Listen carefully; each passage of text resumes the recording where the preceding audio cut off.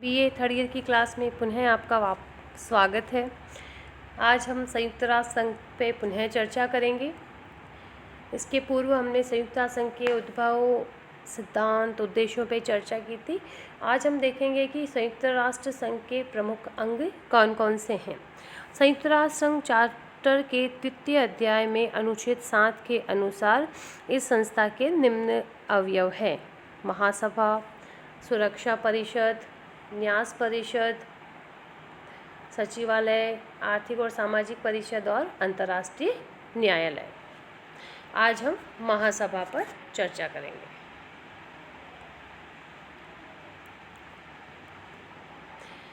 महासभा, जैसा कि बच्चों नाम से ही लग रहा है, संयुक्त राष्ट्र संघ के प्रमुख अंगों में से सर्वाधिक महत्वपूर्ण है। इसे विश्व का उन्मुक्त अंतःकरण भी कहा जाता है या विश्व की लघु संसद भी कहा जाता है। संयुक्त राष्ट्र संघ के समस्त सदस्यों को महासभा में बैठने का अधिकार है। इसका अधिवेशन साधारणतः वर्ष में एक बार होता है और चार्टर के अधिकार क्षेत्र के अंतर्गत सभी विषयों पर विचार करने का इसको अधिकार है। इसका रूप मानव पार्लियामेंट का है। अब बात आती है प्रतिनिधित्व की। महासभा में संयुक्त राष्ट्र संघ के सभी सदस्यों को प्रतिनिधित्व प्राप्त है। प्रत्येक राष्ट्र को एक मत देने का अधिकार है और प्रत्येक राष्ट्र अधिकतम 5 प्रतिनिधि भेजता है। प्रतिनिधियों को वाद विवाद में भाग लेने का अधिकार तो है, किंतु वोट जब दिया जाता है तो एक ही काउंट होता है। बच्चों, यूएनओ विश्व लोकमत का प्रतीक है और इसकी बहुत ज़्यादा इसकी विशाल जो है वो संख्या है, सदस्य संख्या है। अब बात आती है मतदान प्रक्रिया की। अनुच्छेद 18 में महासभा की मतदान प्रक्रिया का वर्णन किया गया है। राज्यों की समानता का सिद्धांत यहाँ लागू होता है और महासभा के प्रत्येक सदस्य का, चाहे वो कितना ही बड़ा हो कितना ही छोटा, एक ही मत होगा। महत्वपूर्ण प्रश्नों पर महासभा के निर्णय उपस्थित एवं मतदान करने वाले सदस्यों के 2/3 बहुमत से होंगे और अन्य प्रश्नों पर निर्णय जिसमें 2/3 बहुमत द्वारा निर्णय किए जाने वाले प्रश्नों के अतिरिक्त प्रवर्गों का निर्धारण भी सम्मिलित है। उपस्थित एवं मतदान करने वाले सदस्यों के साधारण बहुमत द्वारा किया जाएगा। फिर चार्टर महत्वपूर्ण प्रश्न जिनके विषय में निर्णय उस समय उपस्थित एवं मत देने वाले सदस्यों के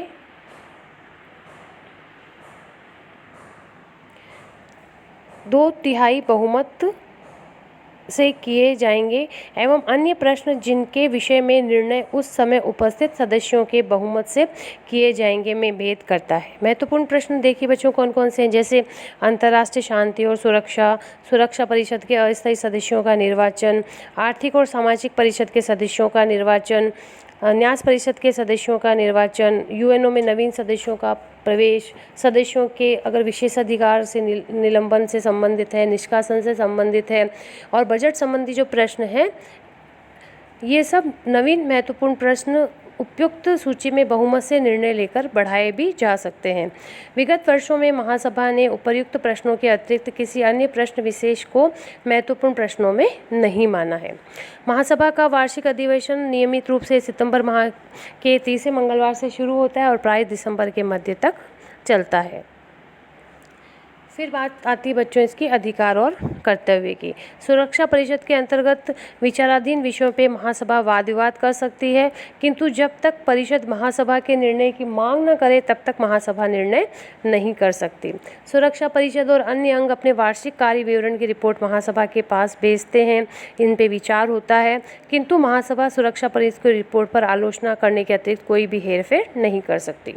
महासभा द्वारा सुरक्षा परिषद के 10 अस्थायी सदस्यों, आर्थिक सामाजिक परिषद के सदस्यों और न्यास परिषद के सदस्यों का निर्वाचन किया जाता है। अंतर्राष्ट्रीय न्यायालय के सदस्यों को भी निर्वाचित करने का अधिकार महासभा और सुरक्षा परिषद दोनों के पास है। सुरक्षा परिषद की स्वीकृति प्राप्त होने पर ही महासभा नए सदस्यों को पद ग्रहण करने की अनुमति देती है। संयुक्त राष्ट्र संघ के सदस्यों की नियुक्ति भी महासभा सुरक्षा परिषद की सिफारिश पे करती है। यूएनओ का बजट महासभा द्वारा स्वीकृत होता है। महासभा का अन्य अंगों पे इससे नियंत्रण स्थापित हो जाता है। अगर संयुक्त राष्ट्र संघ की सदस्यता का अर्थ है महासभा की सदस्यता, ये मान लिया जाता है, तो जो उद्यत राष्ट्र है उसको निकालने का अधिकार भी महासभा को प्राप्त है। यदि किसी राष्ट्र को सुरक्षा परिषद के अनुरोध करने पे कुछ समय के लिए संघ की सदस्यता से भी हटाया जा सकता है। अगर सुरक्षा परिषद कहती है कि इस राष्ट्र ये सुरक्षा परिषद के आदेशों का उल्लंघन कर रहा है तो उसको हटाया जा सकता है। और यदि कोई निरंतर आदेशों और सिद्धांत की अवहेलना करता है तो सुरक्षा परिषद के अनुरोध पर उसे महासभा सदा के लिए भी निकाल सकती है। कोई राष्ट्र अगर सदस्यता शुल्क 2 वर्ष तक नहीं अदा करता है तो उसे महासभा में मत देने का अधिकार नहीं होता है। किंतु यदि किसी आर्थिक कारण से वो नहीं दे पा रहा है तो महासभा को ये भी अधिकार है कि ये वो अगर जवाब दे देता है कि भाई हमारे लिए ये रीज़न था, जानबूझकर देरी नहीं की गई, तो उसे मत देने के अधिकार से वंचित नहीं किया जाता। अब नेक्स्ट है बच्चों, महासभा कौन कौन से कार्य करती है। वैसे लगभग कार्य हमने इसमें क्लियर कर दिए हैं, लेकिन फिर भी और आप हम क्लियर कर देते हैं। महासभा के 2 प्रकार के कार्य बेटा, ऐच्छिक और अनिवार्य। ऐच्छिक में तो शांति की स्थापना, अंतर्राष्ट्रीय शांति और खतरों को दूर रखना है। ये ऐच्छिक इसलिए बेटा क्योंकि ये सब सुरक्षा परिषद के कार्य है। अनिवार्य कार्यों में संयुक्त राष्ट्र संघ का बजट पास करना, सुरक्षा परिषद तथा अन्य संस्थाओं के संगठनों की रिपोर्ट पे विचार करना, न्यास परिषद पे नियंत्रण रखना और सांस्कृतिक सामाजिक सहयोग के संबंध में जांच पड़ताल करवाना और सब लोगों को मानवाधिकार मिल सके, ये है देखना कि सब व्यक्ति मानवाधिकार प्राप्त कर सके और किसी के मानवाधिकार का हनन नहीं हो। अब देखिए बच्चों, वर्तमान समय में क्या है कि महासभा की शक्तियों में बहुत अधिक वृद्धि हो रही है। अब क्या कारण है? सबसे पहली बात तो ये बेटा कि महासभा में सभी देशों को प्रतिनिधित्व मिला हुआ है, इसलिए ये विश्व लोकमत का प्रतीक बन गई है और इसलिए इसके द्वारा दिए गए निर्णयों की उपेक्षा करना संभव नहीं है। फिर सुरक्षा परिषद में जो निषेधाधिकार है, इसके कारण कई बार डिसीजंस नहीं हो पाते हैं, तो महासभा को ये अवसर मिल जाता है। जैसे शांति के लिए एकता प्रस्ताव जो पारित किया था, इससे भी इसकी महासभा की शक्तियों में वृद्धि हुई है। संयुक्त राष्ट्र संघ की सदस्यता में निरंतर वृद्धि होती जा रही है, इसलिए लग रहा है कि ये एक सर्वदेशीय संस्था है। ये विश्व का उन्मुक्त अंतःकरण है जो शांति और व्यवस्था के साथ साथ मानवीय कल्याण के कार्य भी करती है। एशिया, अफ्रीका और लैटिन अमेरिका के जो राष्ट्र हैं, वहाँ संयुक्त राष्ट्र संघ ने बहुत ही श्रेष्ठ कार्य किया है। इसके अतिरिक्त जो आपातकालीन सेना की नियुक्ति की जाती है, उसके कारण भी महासभा की शक्ति और प्रतिष्ठा में वृद्धि हुई है।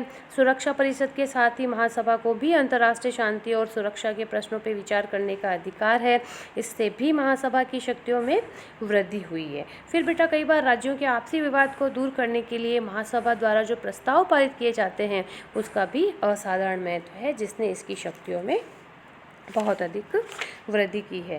कुल मिला के महासभा जो विश्व का उन्मुक्त अंतःकरण कहा जाता है, विश्व की संसद कहा जा सकता है और इसकी जो बहुत इसका प्रभाव रहता है, इन्होंने अभी तक बहुत अपनी अच्छी भूमिका का निर्वाह किया है।